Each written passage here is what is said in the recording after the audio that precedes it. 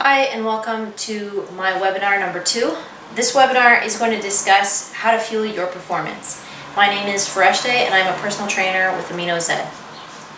Today we're going to discuss how to fuel your performance. You want to get better at what you do. How can you eat pre, post, and during your workouts to get better? Some of the things that we're going to cover today include how to view your food, understanding macronutrients.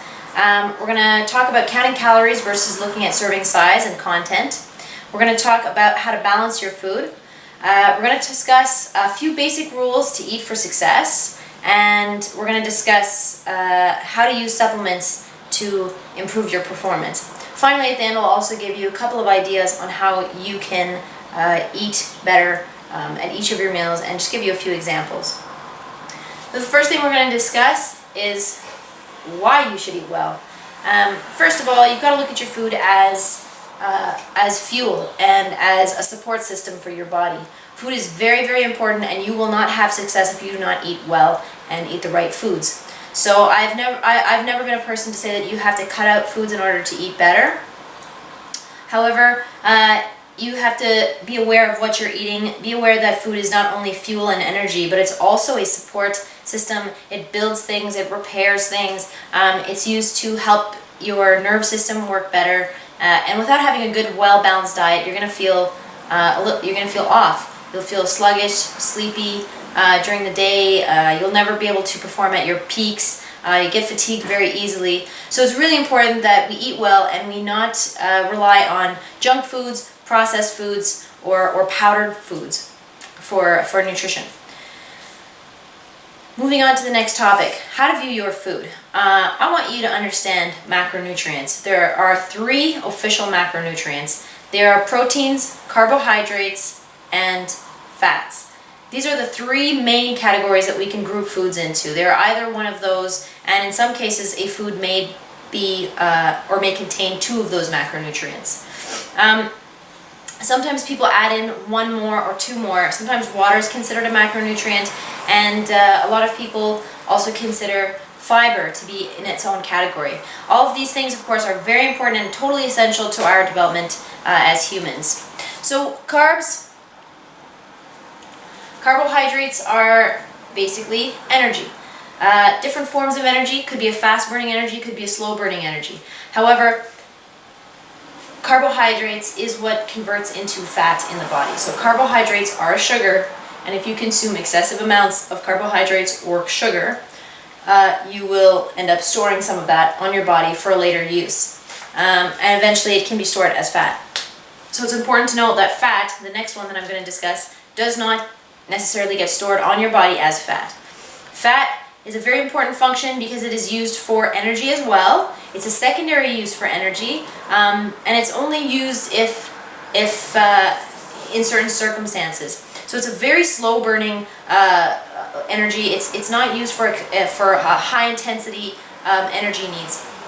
It takes a long time to go through the cycle to become energy, which is why we call it like a slow burning energy. In addition, fat is super important as a system support. So it plays a very large role in breaking down vitamins and minerals, and it also plays a role in our nervous system. So that's giving ourselves direction, telling my brain to grab a dumbbell. Well, that information that's being sent from my brain to my hand, it's relying upon fat that comes through the diet to make that connection smooth and last longer. Finally, we've got protein. Protein is the builder.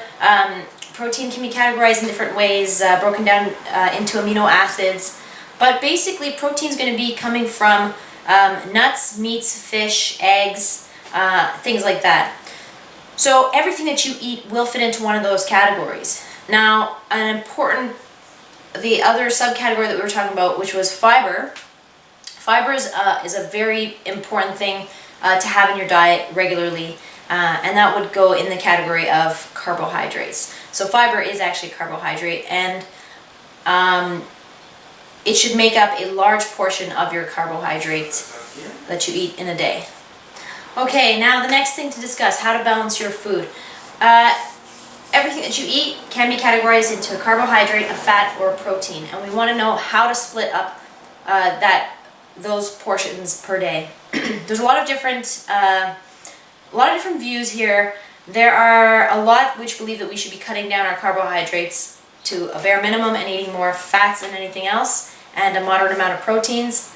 I'm going to give you a good balance and a good idea of what you can decide for yourself based on your level of activity, because your activity level and your energy expenditure is going to have a big impact on what you eat. So getting the proportions right. Carbs, it is known that if you are a sedentary person, you should be eating approximately 4 grams of carbohydrates per kilo of body weight. If you are a strength athlete or a power athlete, you should be eating maybe up to 6 grams of carbohydrates per kilo of body weight. Finally, if you're an endurance athlete and you are training for several hours each day, you're going to need up to 10 grams of carbohydrates per kilo of body weight. Reason for that, of course, is that endurance athletes require more carbohydrates to fuel their long performances.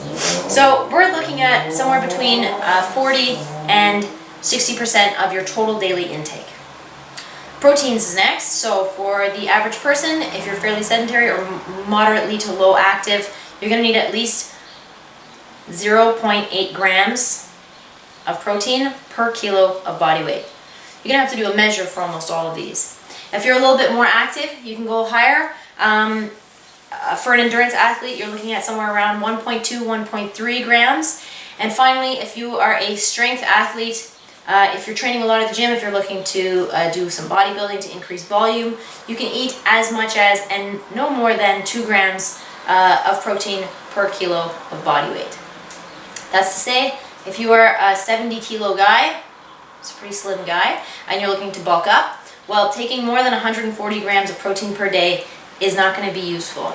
The reason for that is that the more protein that you have does not correlate at all to how much more muscle you put on. So eating more meat will not cause a greater amount of muscle.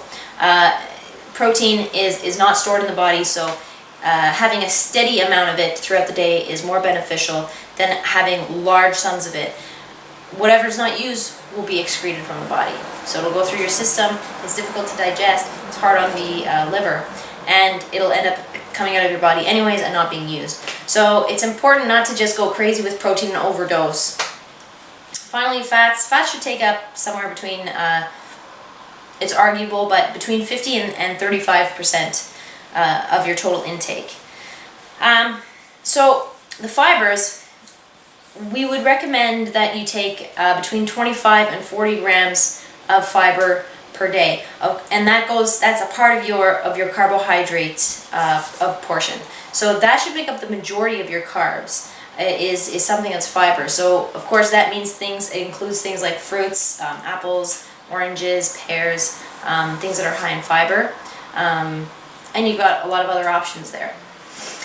So should you be counting your calories? Should you be watching your serving size? Well, if you get to know how much protein is in, for example, a chicken breast, between 6 and 9, depending on the size of it, if you know how much is in there, well, then you don't really need to count your calories for that item. If you're getting a steady stream of each of the grams that you need, so you're getting 9 grams of like I said, 9 grams of protein there. You know how much carbohydrates you're going to be getting with your side salad or with your steamed vegetables beside it. Well, if you're getting the right amount of portions, so 1 chicken breast would be considered 2 portions. Size the full hand, that's going to give you 2 portions. Size the palm, if you can grip it in your palm, that's going to be 1 portion. So if you can kind of get the idea, well, you don't need to worry about counting calories, because if you're getting all that you need and a little bit more, you should be all set. Some basic rules for success that you can follow. Here we go. First thing is to finish your last meal between 2 and 3 hours before you hit the sack. Next one is to drink at least 3 liters of water a day. Water is going to be super important to keep you hydrated, obviously, but also to keep your system going, to help you process your protein, which is going to be difficult to digest. And important to remember also that the more active you are, the more water you need to be drinking. If you live in a dry climate, more water you need to be drinking. If you're living in a hot climate, more water you need to be drinking. So you can go as crazy as you can, and my trick is to always carry a water bottle with you no matter where you are, and just keep downing a little bit of water. Next, eat a big protein breakfast. high protein breakfast is a great way to start your day. Keeps you full and it keeps you from snacking later on in the day on high sugar foods. Space your protein throughout the day so that you're getting a steady dose of it throughout the day. Snack on fatty items throughout the day, so nuts, things like that. Try not to snack on sugary foods because that's going to spike your blood sugar and cause you to be more hungry and cause you to eat more. It's a good idea in your meals to mix your carbs and your proteins.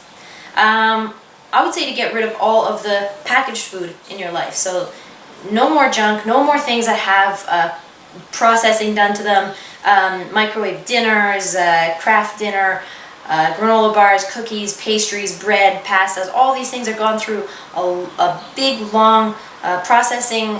You don't know where those foods were grown, you don't know when it was packaged, and it's just not going to help you get to that next level in your training. So get rid of all of those things and start looking towards whole foods, because you know what, there's nothing better than a freshly grown, freshly picked red pepper with a local chicken leg that came from not too far away from you. To build your muscle, you need another animal's muscle. So nothing's better than eating fresh, whole foods. Finally, always make sure you enjoy what you eat. Food should be something that is a pleasurable thing to do, and you're not just doing it for results. Next topic we're going to move on here. How to use supplements. All right, how should you be using supplements pre, during, and post? Before you work out, you need some energy, so it's a good idea to eat some carbohydrates between 2 and 4 hours ahead of time. Now, if you don't have time or your job does not allow you to eat beforehand, go ahead and grab a supplement. Just remember that supplements are there to supplement a good diet. So you cannot chase a bad diet with good supplements. Supplements are also costly, so make sure that they're worth your while. Post-workout, most people kind of have this belief that it's carbs before and then protein after. But in fact, your body needs carbohydrates immediately after training, and it needs about 3 times the number of proteins of sugar. So if you're looking at the ratio on the back of the packaging of your post-workout supplement, say for example a chocolate milk. Chocolate milk is a great recovery drink because you've got 9 grams of protein and a good usable protein coming from milk, and the sugar in there is about 27 grams of sugar. That's a 1-to-3 ratio. That's a good ratio to get a good recovery. So after you've worked out, all of the sugar and energy from your muscles has been used up, and we want to replenish that. That keeps you feeling alert afterwards and keeps your body from using other energy sources post-workout. So we want a recovery drink that is both protein and a carb. And of course you can eat. If you can eat after, that would be the best. And during your workouts, well, that's up to you. If you find that something helps to keep you alert and awake during your workouts, helps you get an extra couple of reps in, well then go for those supplements. There's nothing wrong with supplementing while you train. The basal metabolic system actually shuts down during training, so a lot of people don't feel hungry, but I can tell you from my own experience that if you take a few seconds and you grab an apple or a banana and you start to eat during a workout, you'll feel great and you'll be able to continue pumping out more reps at the end of the workout without feeling drained. The next thing that I want to go over is our example of meals. So what can you eat pre, during, and after? Well, I don't know when you're working out, but as long as you get some energy into your system beforehand and you're getting a healthy dose throughout the day, you're going to find success in your training. Your breakfast should look like eggs, bacon, omelet, sausage, ham. Get some meat in your breakfast. And if you're not a person who has time in the morning to make breakfast, well then go for things like shakes. Throw some protein in a banana and peanut butter shake. That's one of my favorites. You can use yogurt, you can use frozen berries, you can use kind of a medley of fruits if you like. You can add green tea powder to that. There's a lot of different things that you can put into a morning shake. It takes just 2 minutes and you can take it to go with you. So if you're in a rush in the morning, go for something like that. Lunches, well, lunch and dinner should be, as I said, a mix of protein and carbohydrates. Try and keep your processed food to a bare minimum. In between that, also be sure to snack. You should never be left hungry. So just because you've eaten a couple of hours ago, well, you don't have to wait till your next meal to eat. Anytime you're hungry, go ahead and grab a snack. Fruits, nuts, trail mixes, seeds. These are all things that contain micronutrients that we really need, and that are really going to help to keep you alert and awake throughout the day, and ready for your workout if you work out at the end of the day, or just keep you alert throughout the day. Finally, I want to say that I don't believe that caffeine is a problem to get better, to get a cut body. Caffeine is a very basic stimulant, and having less than 2 to 4 cups a day is considered not damaging to health. So tea, coffee, things like that, go for it. You can even drink coffee before your workout if you feel like it might help you.